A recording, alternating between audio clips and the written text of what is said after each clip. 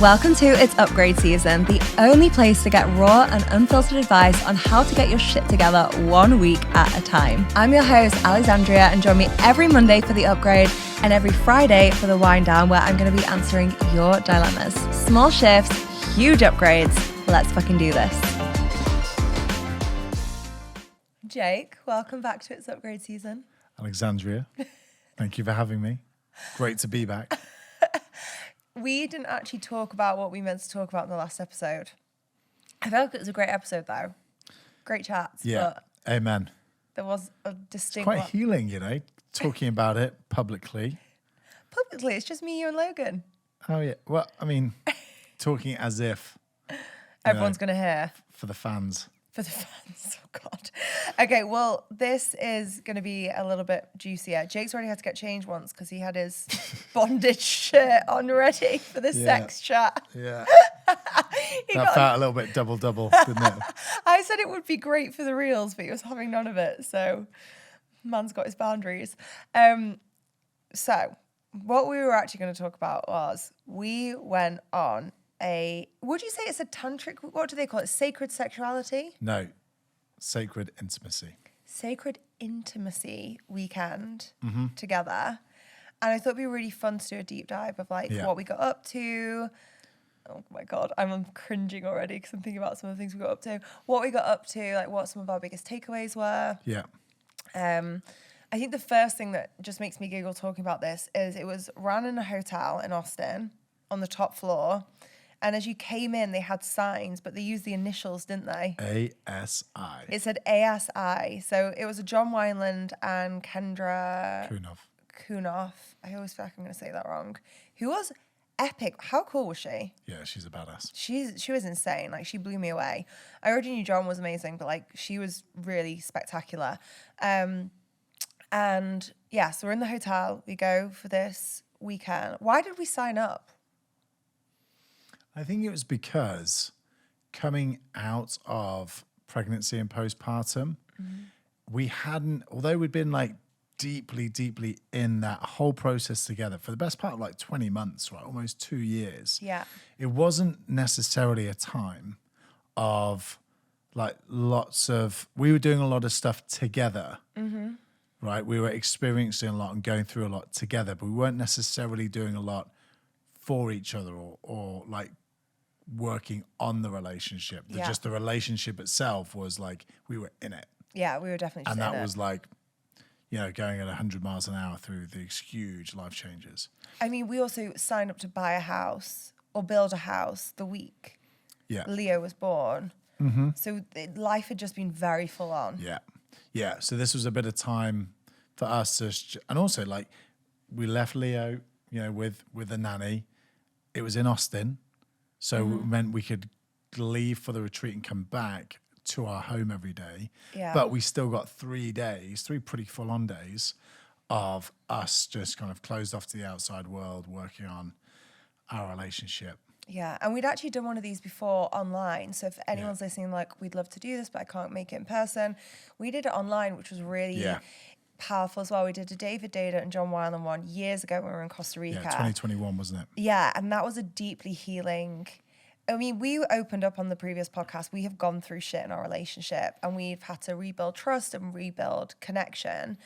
And we've been through couples therapy, which for us never really worked. We didn't have great experiences, which isn't to say it doesn't. We just never really found, I think we just never found a good fit of a therapist for us was the thing. Because therapy's great.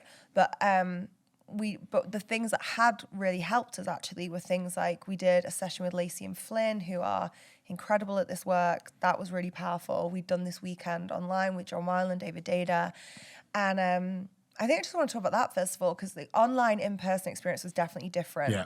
So just to be clear, online was the best program we'd done. And then you do it in person and it's even better. You definitely meet your edges more in person, I think. Yeah. Because online, even though you know you're in a virtual room full of people, and there's a lot of practices that you do with those other people in the Zoom room, like you get partnered with other women, as men, you get partnered with other men.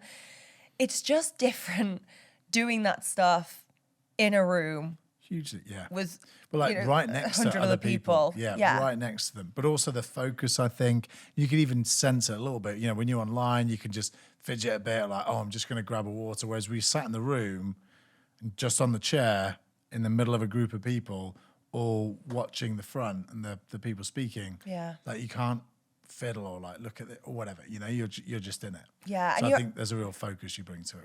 you're asked to be really respectful as well. So they treat it as, and I love that they did this, they treat it as like what do they call it? Like a sacred, what would you call it? Like space, just like as soon as you got out the elevator, it was like, please take your shoes off. Like, let's leave your phones. Be a little bit quieter.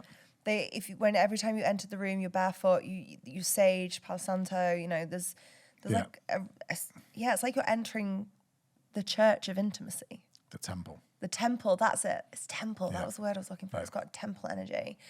So day one, Well, it's to give it the overview, right? Okay. This was on intimacy and building connection, right, with your partner. Mm-hmm.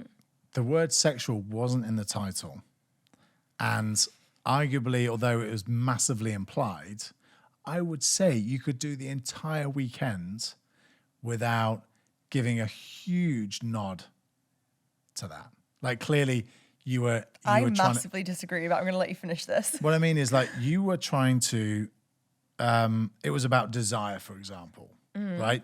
You know, there were clearly, so let's be really clear. There were some keynote sessions and some Q&As, which was absolutely all verbal. Then there were some much more physical sessions with you and your partner. And there were very clear rules, right? About like no taking clothes off, no exchanging bodily fluids, no touching genitals or bums, right? Yeah. So no kissing. Exactly. So Which there's is no bodily kissing fluids. and any of that sort of stuff. So my point is, like, if you wanted to like act out desire with your partner, okay, and it was through these, you know, yogic practices of intimacy. So it was about like really focusing on your breath, for example, and like eye gazing. There was a huge amount you could do there.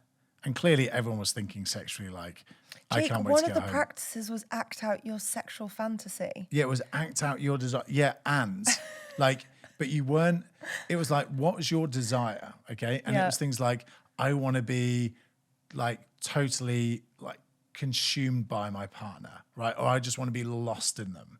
It wasn't like a sexual fantasy per se. It was like, what is your deepest desire? We'll go into specifics more, but as an overview, you're saying. So as an overview, you could have done, and this is like a minor point really, but I just want people to have not to get it misconceived as to what it is. Like this was a wasn't a swingers yogic party. Exactly. It wasn't an orgy, a swingers party, any of that sort of stuff. It was like, these are these yogic embodiment practices for you to really become much more conscious, self-aware, and present, I suppose, in like building intimacy with your partner. And sometimes that might end with sexual intercourse, and other times it might not. It didn't have to, I suppose, is the point.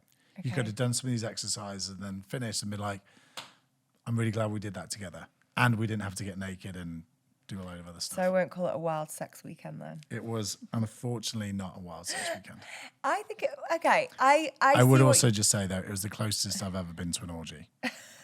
Okay. But everyone else did still have their clothes on and no one was actually doing anything. Yeah, I think what I'd speak to there is there's a lot of safety created and there are definitely boundaries of what is acceptable and what is not.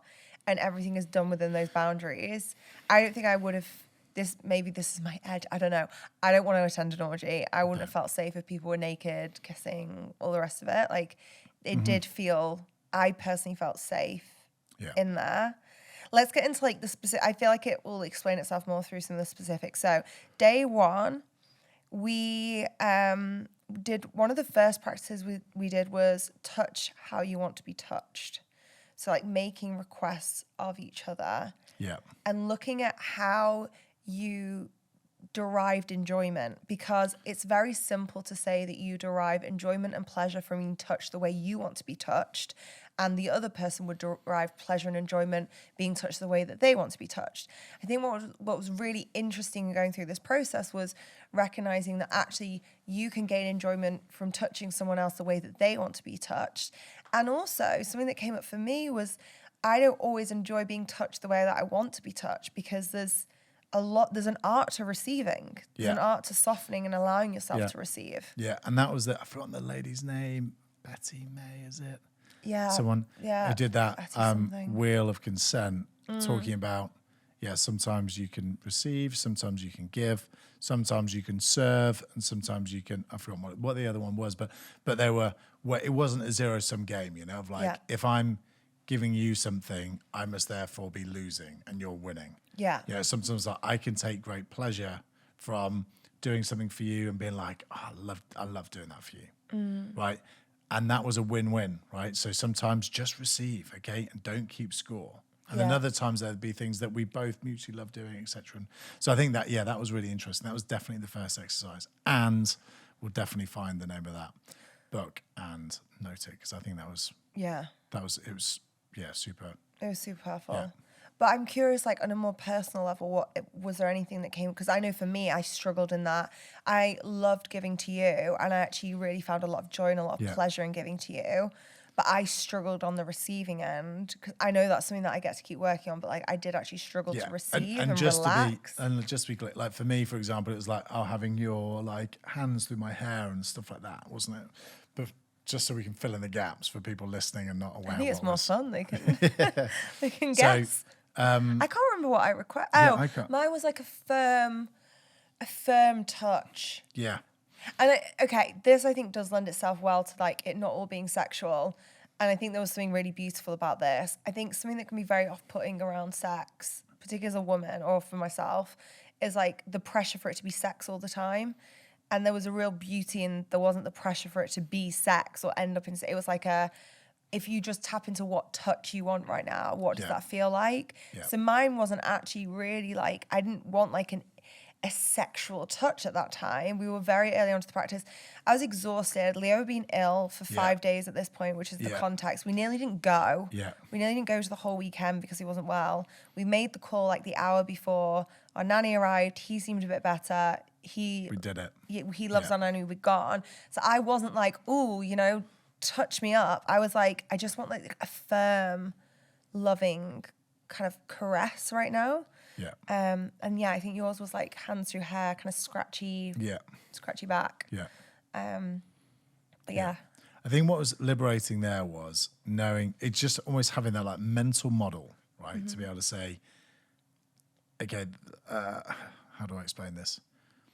I think there's often this view, isn't there? It's like, I'll do something for you, you do something for me, and then hopefully we'll both do something together, which kind of works out, right?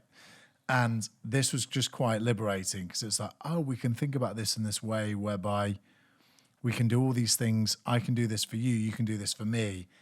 We're both really enjoying it. Mm. And also you can feel guilt-free in receiving it, because I think sometimes it's like, all right, I've got mine. Fuck, I better give you yours then. Okay, right. And, or you're not in the mood for it, or whatever, right? And this was just this like, hey, cheat code, mental model, doesn't always work that way. Just be guilt-free in this or whatever. You know? So I thought that was really simple, really powerful. Really, really powerful. And then the end of that day was the other practice that stands out for me. And obviously jump in if there's something else from like day one that really stood out. But the end of that day, we did the heart connection practice, which was really like feeling into each other's heart space and the energy of it and connecting heart to heart. Yeah. Really, really feeling each other on that energetic, I guess, emotional level as well. And I found that really hard. Yeah. So it's interesting, as you're explaining that, I'm thinking, how would some of my friends listen to that or hear it? And so I'm just going to say it again, because I don't think like that would have made a huge amount of sense to some of I think some of us would be like, what the fuck were you doing? No, exactly. Exactly. That's what I mean. But like feeling into your fucking heart space. What? What is that? So it was that like tapping into like this yogic breathing. Yeah. Okay. The man holding the presence. And what that meant was man breathing deep and slow. Man breathe deep, slow. Man breathe deep, slow. Like the male partner breathing deeply and slowly, and almost like having this drumbeat. Okay. You both eye gazing. Okay. And the man kind of holding that masculine presence, as they said. Yeah. Right. The deeper, the slower, the more controlled, etc. And then eye gazing, but then gradually softening. So it was like really just trying to empathize with each other, and then like looking into each other's eyes, maybe crack a smile, but then start to read each other and how you're responding. So no verbal communication, all just physical cues as to their emotional state. And then slowly attuning and getting more to it. It evoked a lot of different emotions. Yeah. Okay, so and obviously that depends on the couple and the what was there in that partnership. So that's what that meant. And then so that if we go back to that like sacred intimacy, it wasn't about doing anything sexual. It was like just really connecting and tapping in to each other without looking for verbal cues and talking about it. It was just really feeling into and using kind of those other senses to understand like what state were they in. I think maybe this is the age I'm at, or where I'm at in my spiritual journey or life journey or partnership journey. But to me, that is the prelude to sex. That's almost like and we'll talk a little bit more about this later on, because I think we both have slightly different approaches now. But like, well, I'll get to that. But I feel like as a woman, that for me right now is a prelude to sex. Like I need to feel felt, and I need to feel you in order to open up. There has to be that connection. And I think what I struggled with in that practice was a couple of things. I think I am highly sensitive, in the sense of a highly sensitive person, empath, the different variations of terms. I really feel energy. And for me to be in that room with so much energy swirling around, I like to think I'm pretty good at my energy practices. And there are times where it'll just take me off guard or unawares, or it's just too intense. Maybe it's because I've been tired. We said Leo had been ill, hadn't slept. I found it a very energetically intense room to be in. And I was experiencing a lot just through being in the room itself. And then there were times where I felt like you were pulling back or closing down, and I then wanted to close down. And that's something that I really get to work on, which is, and I think it's quite common as a woman, if you feel someone pulling away, instead of like softening and opening and being an invitation, there's this feeling. And I remember physically doing it as well. I was kind of like becoming small. I think I put my knees up at one point. Yeah. I was like physically closing down as I was closing down. Yeah. But I think what was so beautiful, and the way that they hold the practices, it is nonverbal. You're not speaking. I think I broke that at one point during this practice, but you're not speaking. It's very much tapping into the energy and the feeling and attuning to that. Yeah. And it was a practice where we did get to the other side of it, actually, and we did connect in a really, really beautiful way. But it was a hard practice. Yeah. I think the thing I struggle with in those practices is they talk about like the masculine partner trying to be this almost like rod of consciousness and awareness. And the way I often like think about that. Is that an innuendo for it? It is not an innuendo. Stay with it. My rod Stay of with it. consciousness. Although that is, yeah, anyway. So like, as I think about this, the word that came to mind, or this kind of metaphor that came to mind, is this like cosmic gorilla, right? In that you're just there, just like holding the pose, holding this stance, breathing deep and slow.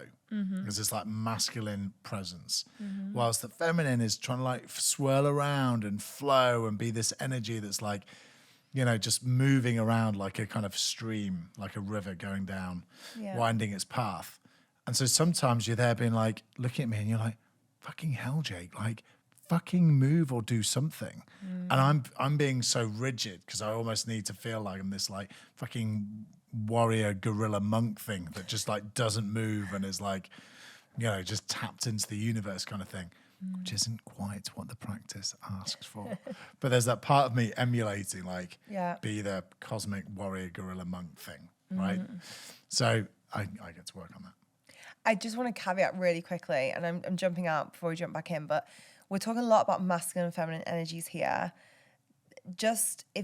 I think most people will know this already, but that's not a gendered thing. That's two different energies that we hold both. Yeah.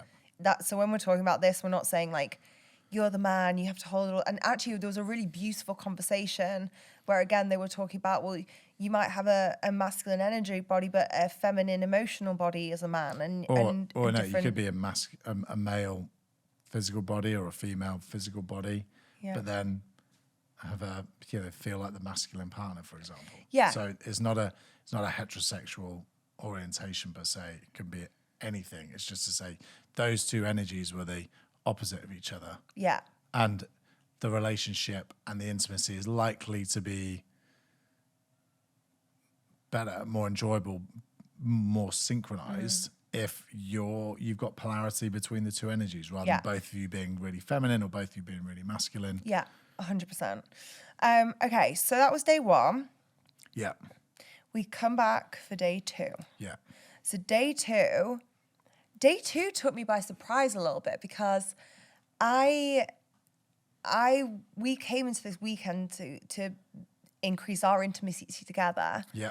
And day 2, we arrive and we go into separate practice rooms. God damn it. So the girls are in the girls with the girls. The men are the women are with the women. The men are with the men, whatever. And for the women that morning, there was a kind of embodiment practice. And as part of that embodiment practice, we had to feel into another woman and like move in front of her. And also direct her with the movement that she might need. Mm-hmm. And I found that so hard. I actually found it easier in those practices to be witnessed by you as my partner. Yeah. Being witnessed by another woman, I find quite an alien experience. I think because tapping into that energy, that embodied and quite like sexual energy. Yeah. I know you said it's not sexual, but for me, it's quite a sexual. Like, it makes sense for me to be in that energy in front of you. Yeah. I don't want to say for you, but in front of you. It was really a practice to be witnessed by another. I felt quite shy. I felt like embarrassed kind of energy coming up. So that was what I was moving through that morning. What was your morning like? Similar, but it's man on man. Again, to simplify it, but not to belittle it, it was more, I'd say the kind of embodiment practices. So like yogic breathing practices, it's you facing off, in this case, sat down, looking, with opposite another man, eyes closed to start with, but just kind of tapping into that same, like really feel into each other's presence, tap into each other's breathing, a lot of eye gazing, stuff like that. So I think if you've never done this stuff before, probably sounds like you're not really doing anything. You're breathing and looking into each other's eyes. It's wild, isn't it? But when you're there, imagine the way you feel nervous when people just stare at you. Or you feel shy just staring at them and you look away most of the time. If you think you've got to intentionally just stare at someone and just breathe and synchronize your breathing with them, like what it does to the nervous system and the way you're just your frame of mind is pretty earth-shattering to 99.9% of our daily social interactions and like cultural norms. So I think there's a lot of that going on. So and that was that work, and I think part of it is like building trust with other men, and that kind of men's work almost of like, we're in this together. I can see you like being fierce and not necessarily aggressive, but like feeling masculine and dangerous almost. But I'm not going to feel intimidated, and so there's a lot of that kind of coaching your own nervous system, and using those as what's the word? I've forgotten the word now, but. Disconfirming experiences around the kind of fierceness and dangerousness of like another man being in their fullness and presence, but you not being intimidated by it. Yeah, I think it sounds like basic practices as well if you don't tap into the energy side of things. And like, it's very hard. I can be a skeptic. I'm naturally quite a skeptical person, to be honest. I can sometimes, as much as I know the power of energy and I've experienced it, like I can sometimes forget that. And then when you're in those practices, you're like, this is undeniable. There's no movement, there's no physical touching, there is just breath and eye gazing, and the amount of swirling and movement of energy that brings up is really quite wild to experience. Yeah, there's a lot of nuance to the practices and techniques, and there's a lot of depth to the practices. 100%. So then day 2, we finished the separate practices. I'm thinking, great, gonna see my husband, we're gonna go have lunch together, and then we get given the prompt, which is to find 4 or 5 women go for lunch together and you're all going to talk about your biggest sexual fantasy. And again, I freak out. I've got that feeling like in school of like, who am I going to sit with at the table? And really fortunately, like the women next to me, we all just kind of got, and I was like, okay, I've got my girls. That was like part one in. And then we went to lunch, went to Sweet Greens. I love a Sweet Greens.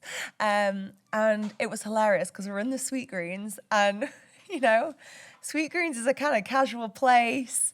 It's not particularly private, but we're sat around this table talking to these women who I actually knew one of them already. I'd met her before.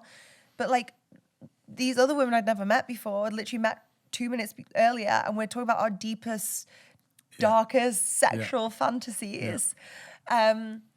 And yeah, so mine was a lot around like domination, really. And not in the typical sense, I guess. I don't know, when you say dom, I have an image of like being on a lead. Not in like the kinky sense. Not in the kinky sense, although maybe. No, like not in the kinkiest sense. No, more just this feeling of like me not having to be in control. And I think I really have this as a woman who has been running a business as well.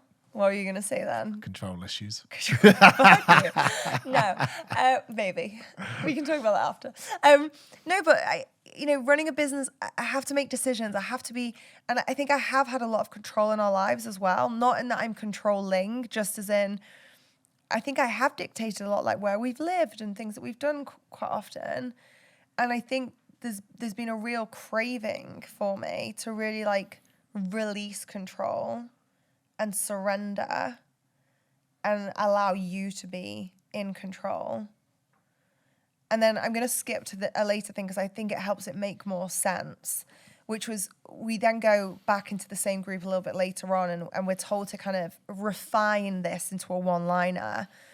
And the one-liner it was so fun. We were all like mini masterminding together, the girls, like coming up with our little one-liners to describe it and like going deeper into each other's fantasy. And it was such a beautiful connection with the other girls as well. Yeah. After being so like, I don't want to do this, I want to be with my husband. But the phrase that we like whistled it down to was like dommed into a life of greatness. Because it wasn't, coming back to it not just being a sexual thing, which I'm now beginning to think you're completely right about, as is often the way. It wasn't like just a sexual domination. It was like, I want this in our life. I want you to tell me where we're living. I want you to like make decisions for us to make our life even greater.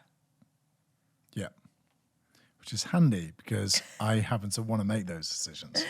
So talk me through from your perspective. You've got to go lunch and the guys. It was the same, but just the reverse, yeah, wasn't it, in a way? But so the prompts that we were working on were exactly the same. Mm-hmm.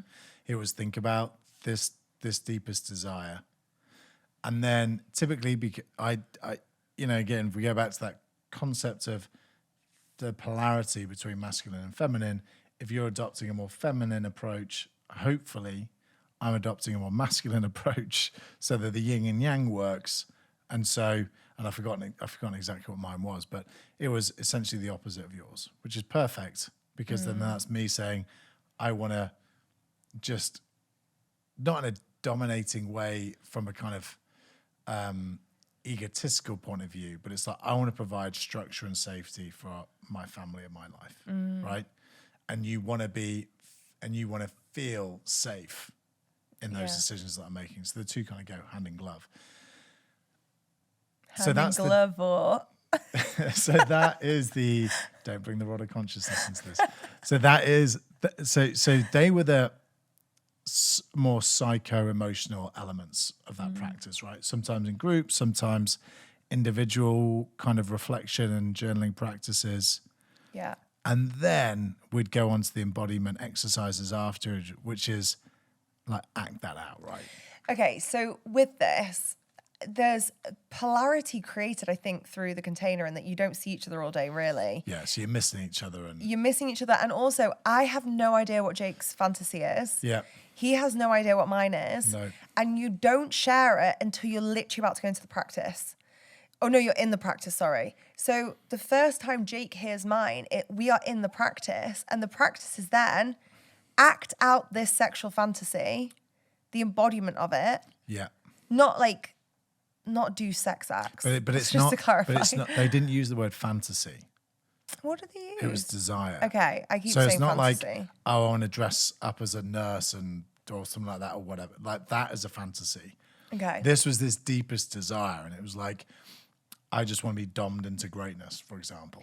Yeah, but you then had to physically act that out. Yeah. You obviously got to speak about your boundaries, your levels of physicality within that, because there's different scenarios within that room. And the rules still held. The rules all your still clothes held. on, no touching genitals, Yeah. no kissing, bodily fluid, any of that sort of stuff. But it was wild. Yeah, it was pretty. And so when I would make that tongue-in-cheek remark of like, it was the closest I've been to an orgy. It was there were 160 people there. But remember keeping it to our experience. But yeah. Yeah. So it's 160 people. Yeah. 80 couples. Yeah. All acting this out in one room. In one room, and like you are very close to the chairs next to you. So my experience, therefore, being I was very close to a lot of other people doing similar stuff. But weirdly, because you're so in your practice with each other, you actually zone out everyone else, which I never thought I'd say. And I think it's also helps you to stay in the practice because if you think like if it was that easy to get distracted, like let's say you're at home, obviously if someone else was in the room at home, you'd be a bit like, what the fuck is going on? What are you doing here? But I mean, like, if something at home just distracts you from a different room, like you couldn't just break out of it. Yeah. You like if this is something that you're both really deeply in, right, then you should be able to hold the focus and the attention, right? Yeah. And this is the same thing, there's a load of other people in the room, but you just focus on your part. Like, you're not exactly going to be deep into this. And then suddenly like, oh, I wonder what they're doing. And let's look around here. And like, what's everyone else up to? No, you just eye gaze and focus on your partner, regardless of what other craziness is going on in the room. 100%. And there was then, we did mine first, which was wild. And then, and incredible and really hot. But then we had dinner and we purposely didn't speak about yours. It was a very quick dinner, actually. I can't remember why it was so quick, but I thought yours was after. Both of the practices were after dinner because they were the evening. No, because I remember thinking, I still don't know what yours is. And I remember when we went to do yours, I was exhausted. Right, these days ran like 10 till 11 at night. Yeah. So, and we normally go to bed at like 8:30, 9. So I remember for yours, it was the evening. I was like, I got nothing left in the tank. And then you find this energy, which was a lesson in itself, because as parents, how often are you knackered and you think, I can't be bothered. Like I cannot, totally. I'm not going to do a sacred intimacy practice right now. But actually you realize you have so much more in the tank than you think. Yeah. But I remember being quite nervous, sitting there thinking, oh my God, what is he going to say is his? And then you said yours. And I remember afterwards, like in the car on the drive home, I was like, I just want to check in. Was yours really that? Because yours was literally the perfect match to mine. And it was. And it was. So yeah, so yours was the opposite. Yeah. Which was really beautiful, actually. I'm not just saying that has to be, but it worked well that it was. Yeah. Also, well, I think it is, if you think you move, like I think at a fantasy level, we might have all little quirks, right? But I think at a desire level, much deeper than that, for men and women, they're probably more similar than we'd I would like to believe that. I can't talk for everyone, but there was definitely similarities with without giving too much away of other people's experiences, there was definitely similarities when I was speaking with the girls that I was speaking with. I think what is funny was we kept thinking we'd go home and have like wild sex, and we were just so tired. Yeah, with Leo getting up multiple times, we were like, to but bed. let's be clear, it finished at like 11. Yeah, so you get home. Yeah, we got home at like 11:30, almost 12. Right, knowing that Leo was probably going to get up at 5 in 5 hours. And because he was sick, he was up multiple times a night. And we were up feeding him in the night, like, giving him some milk and stuff like that. So it was like, wasn't like up for 2 minutes. He was up for a 15-minute period. And then we'd have another 12-hour day the next day. So it was like, listen, let's get to sleep, keep the energy. It was intense. Yeah. It was intense. So day 3 rolls around. Yeah. We start again with men and women practicing separately. Yeah. I'm whispering to a man how I want to love him but also kill him and combine those lover and warrior archetypes. And that was the practice. It was like be as fierce as you can be but also be this kind of like heart-centered. Do you know what's funny about Jake? People fall in love with Jake all the time, which I totally get because obviously I'm completely besotted with you. But like, this guy comes up to me during one of the breaks and I can't remember what he was saying. He was something like, your husband needs to be in a film. And I'm like, what? Like, where has this come from? And apparently Jake had been in his warrior archetype and then whispering, I love you. And Love a warrior. Love a warrior. And he was very impressed by Jake's love a warrior to the extent you apparently need to be in the next like 300 or whatever. Oh, there we go. I'll take it. There we go. Unfortunately, he wasn't a casting agent, but Damn it. had he been, I might have been in with a shot. But hang on, this has happened before as well because you also emceed at our friend's wedding. And you had requests for emceeing gigs. That me and Nick Pidge were about to start an agency for just Jake. hidden depths. That's all I'm saying. Hidden depths. And then Sahara thinks you should narrate audiobooks. Hidden depths. Hours of treats of Jake's voice I on can't this podcast. unhide them because then they wouldn't be hidden anymore. Okay, so those depths need to stay deep and hidden. So we've done the morning practices. I couldn't remember what the day 3 was shorter. Yeah. But I remember we saw each other as Yeah, there's another Q&A, which is the Q&A was great because it was you taking a lot of the concepts, being able to ask them of John and Kendra and really kind of get their perspective on it. Yeah. And like you were obviously getting these like group wide practices, lessons, learnings, trying to implement them. And then when you needed like I need a little bit of one-on-one Q&A here. Like, what's the deal with this thing? You know, they were giving you that, and they were awesome at that. And what I'd say is I learned so much from other people's questions. Definitely.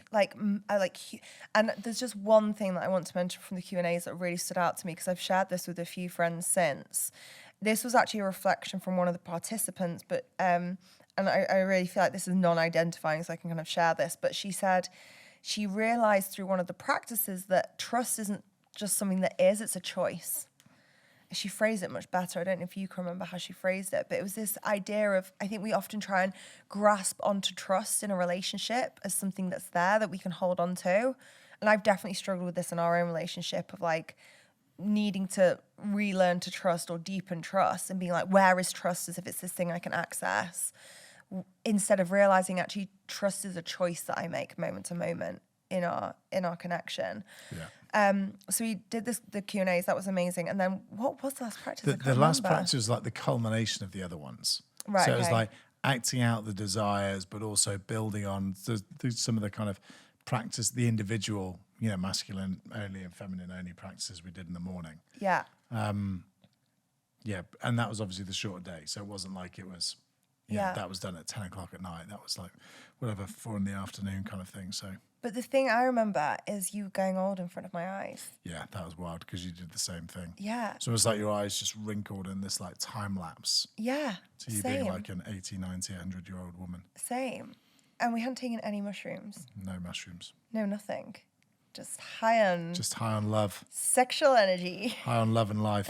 High on love and life. I feel like as we're talking about this, I'm using words like high on love and life, and you're like the cheeky schoolgirl being like high on sexual energy.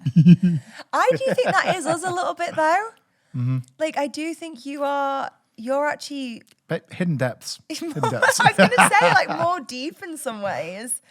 I think I'm sometimes I am a bit more like cheeky. Got that cheeky energy. Hey, man. It's a good balance. I love it. I it's love that it. polarity for you. I know. I like it. So okay. I would just finish by saying it was very disarming. Yeah. Really testing, just from like a social level, you know, doing a lot of those practices, it would really challenge you. Not like physically, I don't mean like that, but it was you definitely outside of your comfort zone. And that I think is where your edge is. And I think the more times we can lean into doing that, the more we can broaden ourselves, we can, you know, broaden our horizons, but also just improve our resiliencies. And I think that's half the practice there. Not like necessarily what is it? Oh, this happens to be sacred intimacy, but it's like just do as much stuff that tests your comfort zone and you'll live a fuller, deeper, broader, you know, more explored life as a result. Yeah, I think that applies to so many things as well. And Yeah. you kind of gauged my last question to wrap this up, which was going more into like advice mode here or like integration of those learnings. What are like 3 upgrades we could offer if you're looking to bring more sacred intimacy into your relationship? I think awareness of your nervous system is really important. Okay. And I know I learned about this during the pandemic. but it's like revelationary when it comes through, when you just realize that actually little things like the nervous system is show, not tell, right? So you have to experience these things and have these disconfirming experiences. So when you're trying to become more intimate with each other, i.e. more trusting, and you say like trust is a choice, yes it is, and the body's just going to lock up if it's like, I am not safe here. And so in a way, like a lot of these embodiment practices, which some people might be like, what the fuck does this even mean? Right? But it is just physically experiencing it, or putting your body into a state of physical experience. And in the process, the nervous system, which, as you know, is that reptilian part of the brain that just does not compute language, it has to be shown, starts to learn that certain things are safe. So in the process of like you staring at some man where he says, I want to love you, but I want to kill you, like it's part of that sort of thing of like, oh, I'm safe here. And I think in a lot of Western culture that isn't emphasized. It's all very intellectual, right? And not about that kind of mind-body kind of connection. I think, and a huge upgrade is to become more aware and more in control of your nervous system, the state it's in and how to control it, because that just gives you presence and composure, choice, responsibility through life. I think the second upgrade I'd offer is just explore and have fun. Amen. I think we go into these things with such an open mind and from a state of, I think what was so amazing going into this was actually we were in a really good space together. We were like, we're good. How do we get better? It wasn't like we need to fix something. And we've definitely gone into these things needing to fix something previously. Yeah. I know people say you don't need to fix things, but we had shit to fix. So I feel like, but we do explore, and like you spoke before about leaving your comfort zone and things like that. I think we do those things together. And fine, if you can't go to a sacred intimacy weekend, which is a lot of people's realities, I get that. How can you bring that in anyway? Well, maybe have that conversation. Like, what is your biggest sexual desire? Maybe it's, what is something you'd love for me to do for you for 15 minutes? Like, just those questions, I think, can be really beautiful. We've actually done this before. Like, I got these like sex questions we used to play in the bath, and it wasn't that we were like, I was very pregnant, so we were not having sex, but we were like still going there with each other and creating that depth and that intimacy. What would be a third one, final one? Do you want a deep one? Yeah. So John Wyland has these precepts, right, of the conscious warrior, which I learned from another program we did. But one of them is make death your ally and use it to sharpen your life experience or something like that. I forgot the end of it. And for weekends like this, it's very easy, I think, to be a bit timid and like, oh, this is a bit testy, a bit edgy.